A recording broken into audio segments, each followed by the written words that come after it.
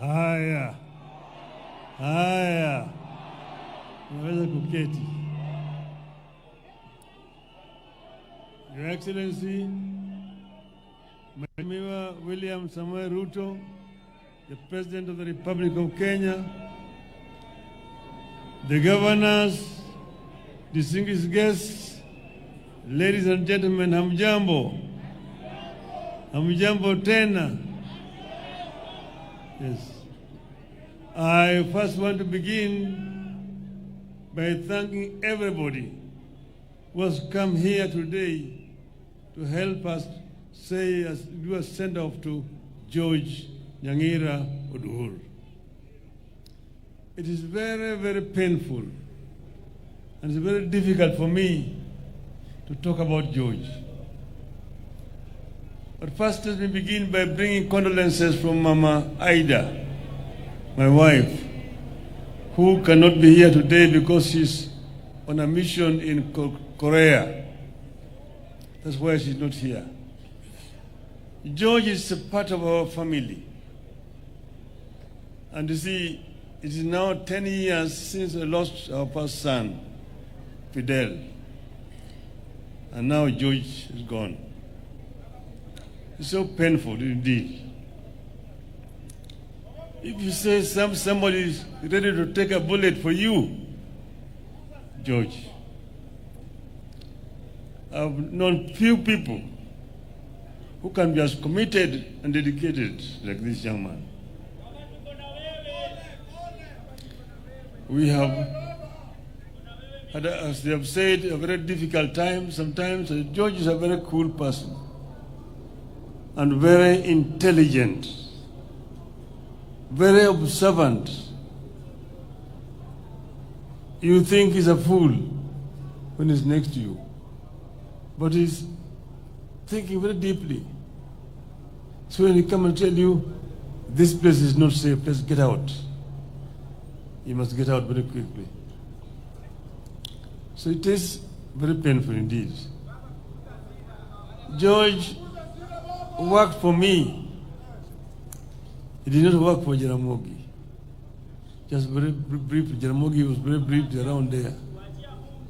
When we recruited George, we sent him for training to South Africa. And in South Africa, he trained and was top of his class as a security officer. You can see his reports. Later on, we sent him to Israel. Again, he trained in Israel for 3 months on security. If you look at his reports, very, very, very exemplary. So he was a very highly trained officer. He even trained in the United States. He knows how to sense trouble. He feels it and he wants you. This is going to happen. This is going to happen. So we knew each other so closely, so well with George, and we've traveled around the world with him. Are they 7 continents? We've been with George to 5 continents, except Arctic and Antarctica. He's been all of those places. And he's so familiar with many other things. When you go to a place within a short period of time, he has moved around and he has scouted and know where the danger is. So it is painful. But the other people you've seen here, they call the veterans. Veterans, wasimami. Those people there. Hello? Veterans, fungeni mkono. These are the people who have been with us. There's very many. They are battle hardened. Asanteni sana. Ni hao watu ambao wamekuwa pamoja na George throughout all this period of time. So we have lost a son in our family.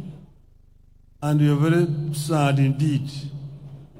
Mama Carol here has work kept George. She has looked after George very well. George was all the time very smartly dressed when he comes to work. Thanks to Carol. Yeah.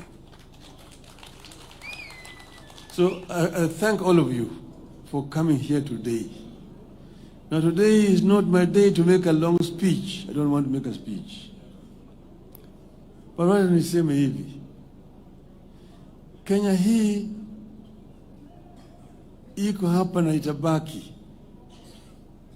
Dunia ni daima, lakini binadamu haishi dunia daima. Kwa hivyo Kenya ni moja peke yake. Mpaka tulinde Kenya, na vile vile tubadilishe Kenya. Na Kenya italindwa na itabadilishwa na Wakenya, si mtu wengine. Kwa hivyo Wakenya mpaka wasimame pamoja. Yale ambayo hatutaki ni ubaguzi. Ubaguzi ya kijinsia, ubaguzi ya rangi, ubaguzi ya kikabila, ubaguzi ya huyu ni mzee, huyu ni kijana, huyu ni mama, huyu ni mlemavu, hatutaki. Tunataka kuunganisha Kenya wawe kama kitu kimoja. Hiyo ni muhimu sana. Pili, neno yangu ya pili, Junet yari amesema. Tulipigania kwa nguvu na dhati tupate katiba mpya. Kuna watu wengi ambao walikuwa hawataki katiba mpya. Sana sana walikuwa napinga sana mambo ya ugatuzi. Ugatuzi. Mmoja akatuambia ati watu wengine wanaitwa governors. To govern what? Kwa hivyo ugatuzi ilikuwa na maadui wengi zaidi. Ndio sababu kuna zingine ambayo hatukuweka. Kuna zingine ambazo ziko katika ile bomas ya kwanza draft. Lakini haziko katika hii katiba ambayo tuko nayo sasa siku leo. Hii katiba is still work in progress. Lakini ugatuzi ilikuwa muhimu zaidi. But devolution is not working, but devolution is still not working properly. If devolution were allowed to work properly, you will see the fruits of devolution. Go to Germany and see how a devolved system works. Very, very efficient indeed. You know, we did not, for example, devolve education. But in most of devolved systems, education is devolved up to secondary school. The reason why we did not devolve devolution was because of NAT. NAT walipinga wakasema ati NAT itakufa kama devolution education is devolved. Tutamobilize walimu kupinga hii katiba. That's why we did not devolve education. But even if it's not devolved, Mr. President, it can be delegated. Some functions can be delegated. See, that's not really there. They opposed the devolution of education system. But even the other one, infrastructure. Your Excellency, I'm the one who was Minister for Roads and Public Works, came up and created these agencies, Kenha, Kura, and Kera. Because of the bureaucracy at that time, things were so centralized under the Minister of Education, the permanent secretary is the accounting officer. Things were very inefficient, were not working. So with the World Bank, we worked together and created these agencies. But that was under a unitary system of government. With a devolved government, there's no need for Kura and Kera. Kura and Kera should be under the counties. It does not make any sense that somebody is sitting in Nairobi and has got roads in Mombasa town. Somebody is sitting in Nairobi and has got roads in Kisumu which cannot be touched by the government. Within Nairobi town itself, city itself, so many roads there are not under Nairobi county government. They're under national government. That's why it's so inefficient. It's so inefficient. Let us devolve funds to the counties. And as I was told the MPs, and I disagree. CDF national government.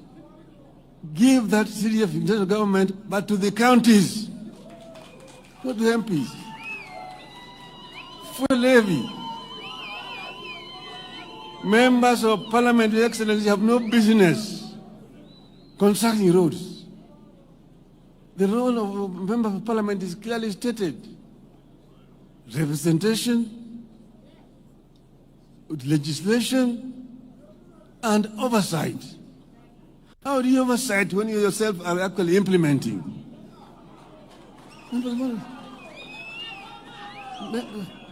Those funds should go to the counties. And if the governors mess up with those things, then we deal with the governors themselves. But they don't tie the hands of governors.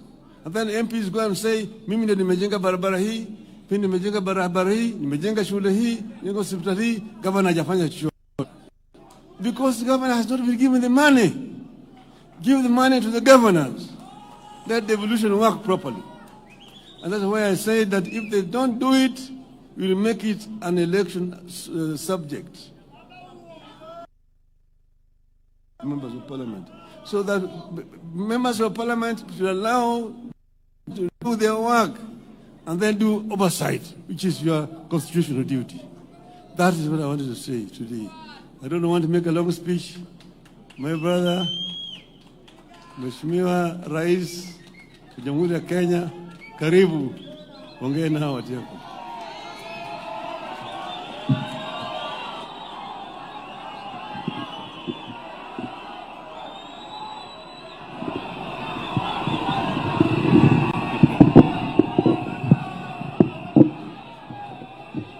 Aya, asanteni sana. Tafadhali tuketi.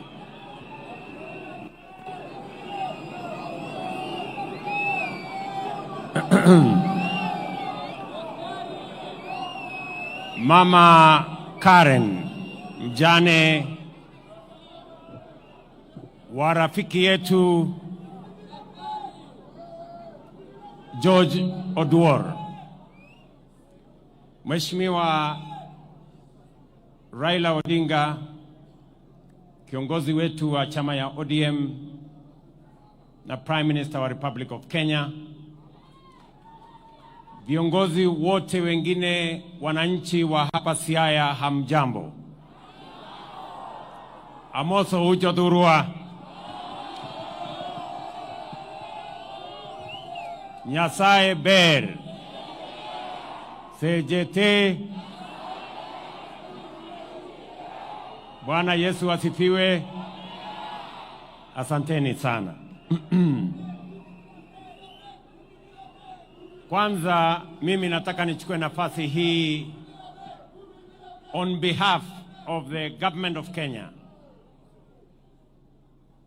and on my own behalf and my family to bring condolences to Mama Karen and the family of George Oduor, a man we have come here to celebrate today. And I have come here not because George is elected in any capacity or wields any public position, but I have come here because George has demonstrated beyond any doubt that he is a Kenyan who has demonstrated competence as a security officer.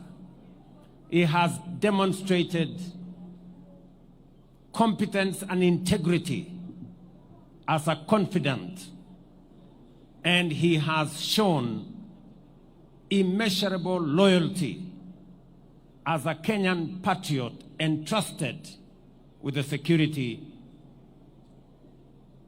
especially that of the Honorable Raila Odinga.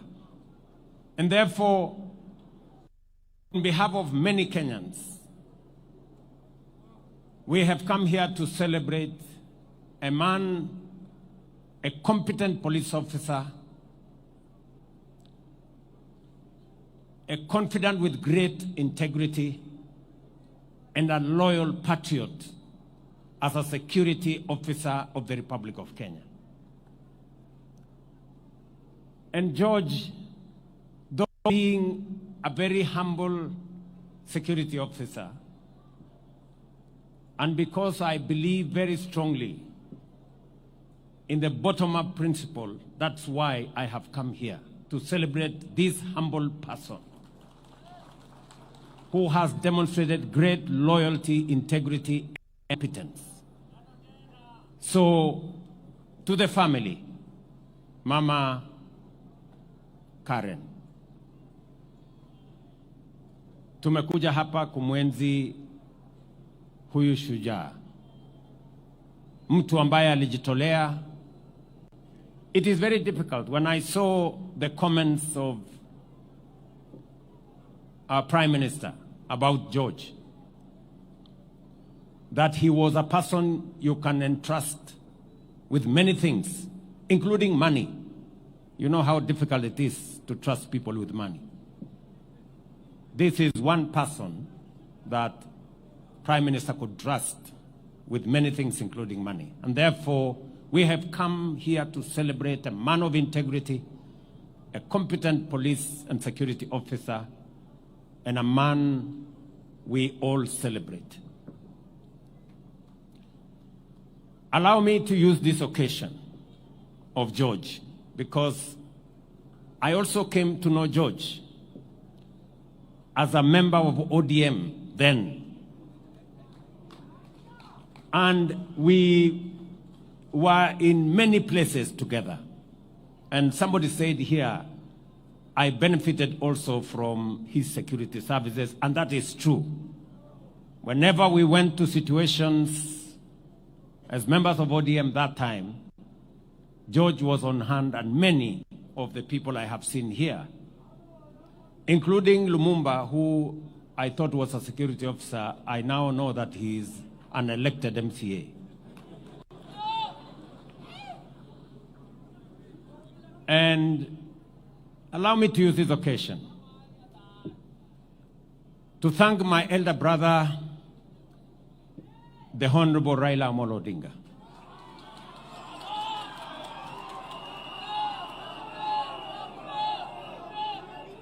I have come a very long way with the Honorable Raila'S Odinga.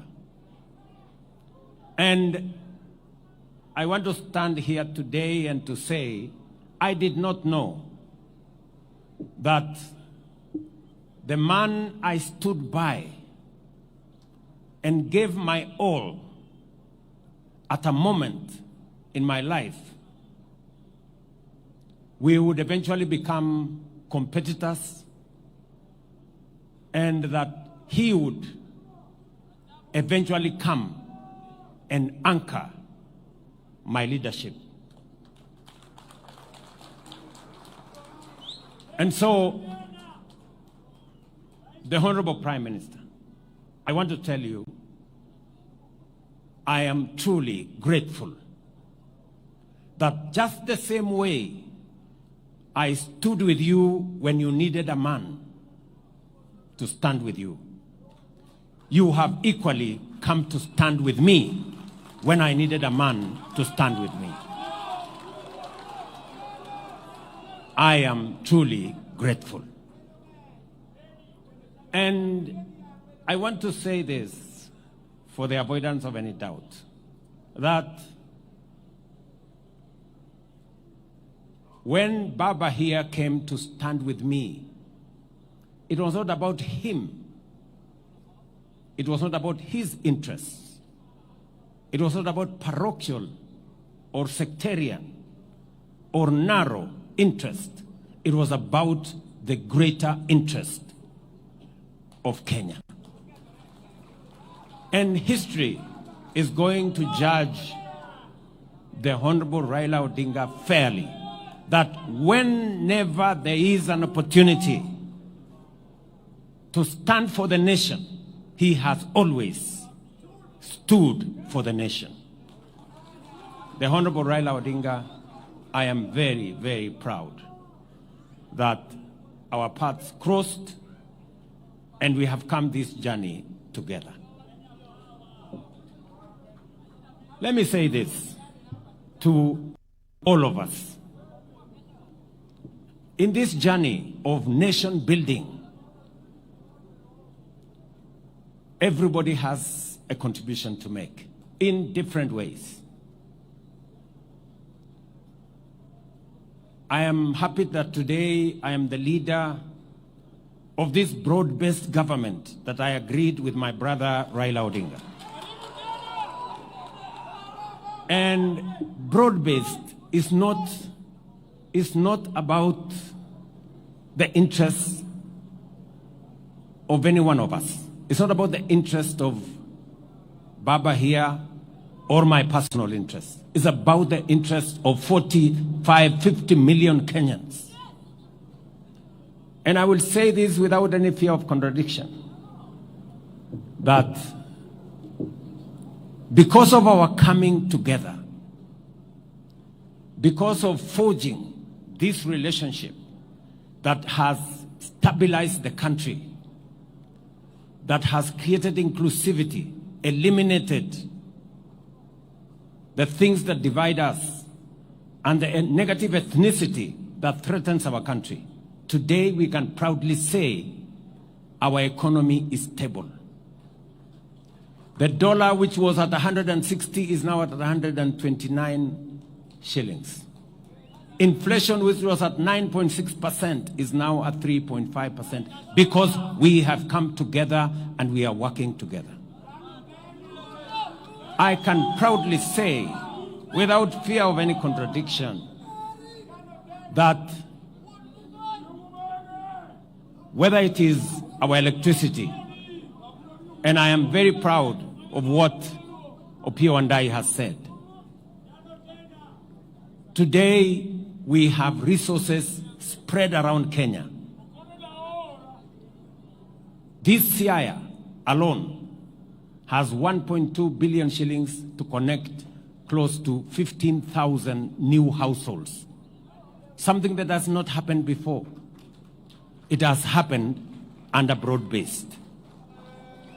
Because we are conscious about leaving no part of Kenya behind. I am very proud that in the last 2 weeks, we have released, for the first time, 60 billion shillings to our roads. 4.6 billion has come to this region. And the 9 roads in this Siaya, all the contractors will now go back because we have done what we have done together.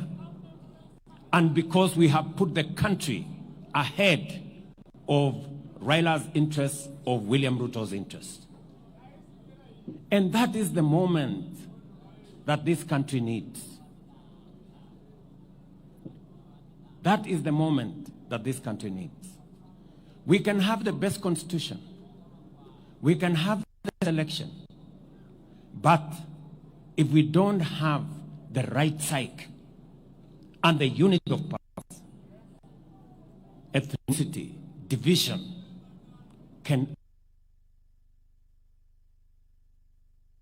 And therefore, I want to say to you, my brother Raila Odinga, that what you have done is what has enabled me even to do what we are doing in our housing, our markets, our infrastructure. And I want to say that our nation, Kenya, has consistently been undermined by division that undermines the national interest. And there is absolutely every reason for us to find it in ourselves how to forge unity for purposes of the nation. Kwa hivyo mimi nataka niseme leo nimekuja hapa kuungana na familia ya ndugu yangu Raila Amolo Odinga. Huyu George ni mtu ambaye alitusaidia, hata na mimi nilifaidika wakati tulikuwa pamoja katika ODM. Na nimesikia Sifuna anaongea na nguvu. Wakati unaongea mambo yangu Sifuna, ujue mimi ndio mwanzilishi wa ODM. So unaenda polepole kidogo. Yes. Sisi ndio tulianza hii kitu. Ama namna gani? Na unajua ukinisukuma sana nitaitisha mkutano ya founder members ya ODM. Si ndio? Na unajua tukiitisha hiyo mkutano tunaweza kufanyia discipline sisi ambao tulianza chama. Si ndio? So tuendeni mosmos. Ile kitu mimi nataka niwaambie ni kwamba vile ndugu zangu wameongea hapo mbeleni, sio lazima sisi wote tuwe katika ndani ya serikali. Ni kweli. Lakini nani alisema kuna watu wamechaguliwa wawe wanakaa tu nje ya serikali all the time? Kuna mtu alisema kuna watu wamepangiwa kukaa nje ya serikali miaka yote? Hapana. And that is why, tuambiane ukweli, that is why baba na mimi tuliketi chini tukasema it is time for us to work on a formula that brings inclusivity and brings all of us to appreciate that it is not necessary for one to get out for one to be in. Sio lazima mtu atoke ndani ya serikali ndio mwingine aingie. Na ndio tulikataa ile maneno ya wale walikuwa wanatupangia mambo ya shares. Kusema kuna watu permanently wanafaa kukaa nje, ni kupaguliwa miaka yote. And that is why I am confident and I speak straightforward that we must get rid of the politics of ethnicity, division, ile siasa ambayo ni ya ukabila, siasa ya chuki, siasa ya kubagua watu wengine. Hiyo siasa tunataka kuondoa katika taifa letu la Kenya. Na inawezekana my friends, inawezekana sisi wote tuchangie katika kuendesha serikali ya Kenya. Inawezekana. That is why that's what broad-based has taught us. It has taught us that we can be together, that others must not be out for others to be in. We can all be there. Sasa niwaulize, simzee baba yetu hapo Oburu ameongea. Amesema anataka watu wa hapa share yao. Na hiyo share yao sio share ya watu wengine. Kila mtu atapata share yake. Therefore it is possible for us, watu ya bara wapate share yao, watu ya mlima wapate share yao, watu ya bonde wapate share yao, watu wa hapa wapate share yao. It is possible for us to have a nation where all of us partake of the national resources and national development. And we must get rid, and I agree with Junet, we must get rid of the past formulas that skews development to one part and against other parts. We must do it right. And that is why hata huyu chairman wetu sasa wa budget, huyu mungwana Atandi, mimi namwambia Atandi, hata kama wewe sasa ndio utapanga mambo ya budget, uhakikishe na sitakuruhusu ubague mtu yeyote. Upange vizuri, kila mtu apate haki yake. That's what we want. Tunaelewana jameni? So mnasema tupange pamoja.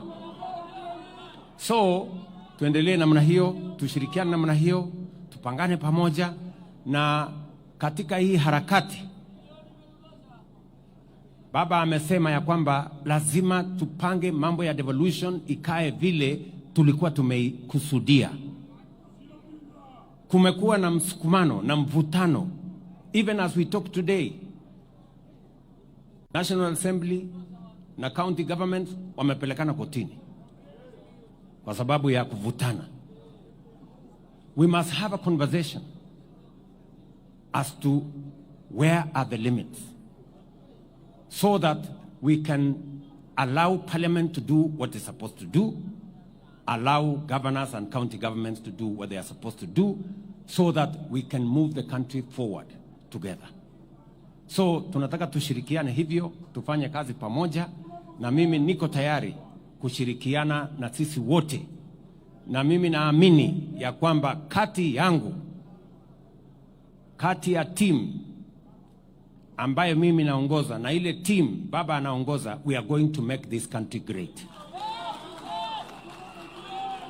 And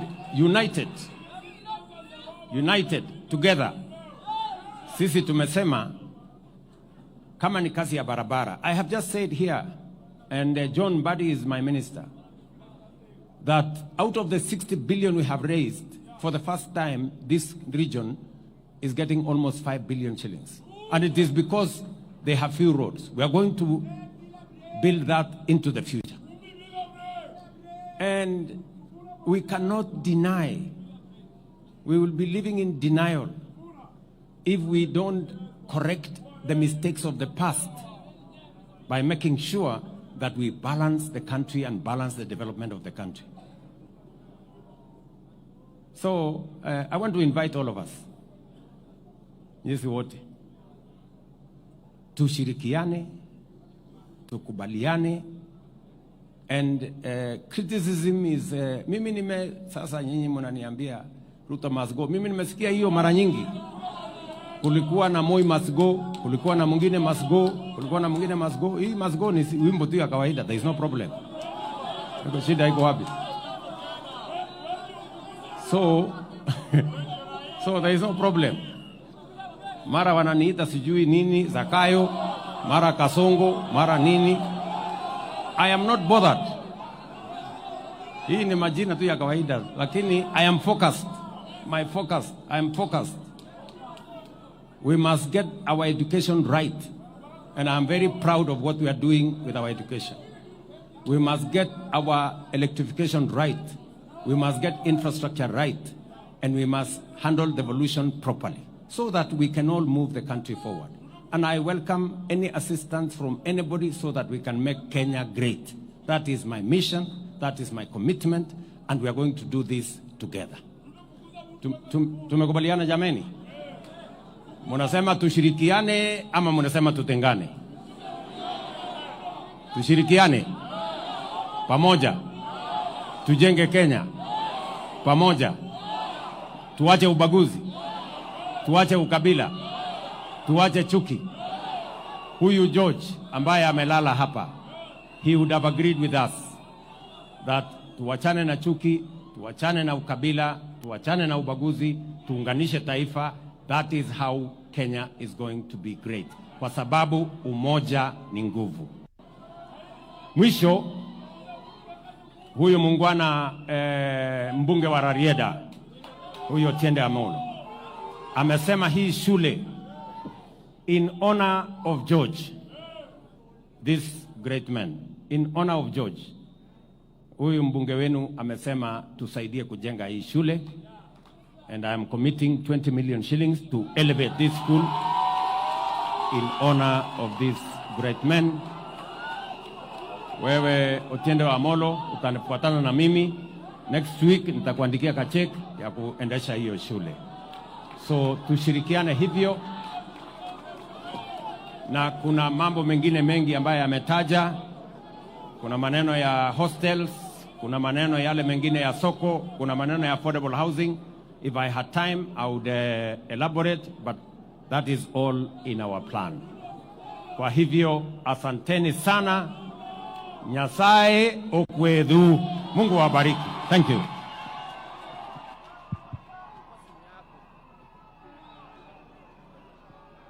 Asante Mheshimiwa Rais kwa hayo. Niombe tuketi.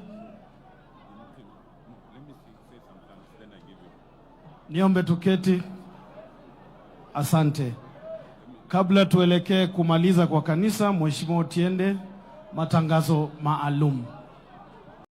Ya Kasongo ni jina tu. Hiyo ndio ujumbe ambao Rais William Samoei Ruto ameweza kuwapa wale ambao wanamkashifu na kumpa majina mbalimbali, akiwaambia ikifika wakati wa kura ndio wananchi watakuja kuamua ni nani atakuwa rais ama ni nani atarudi ama kutoka katika uongozi. So ameweza kuzungumza mambo mengi ambayo umeweza kuyasikia kwenye hiyo video. Sijui una maoni gani kuhusiana na alichosema Rais William Samoei Ruto? Kama uko na maoni niachie hapo kwenye comment section. Kama hujasubscribe na kuomba uweze kusubscribe, finya notification bell ndio wakati wote tunapata habari kama hizi unakuwa wa kwanza kuipata. Hadi wakati mwingine, na kutakia mchana mwema.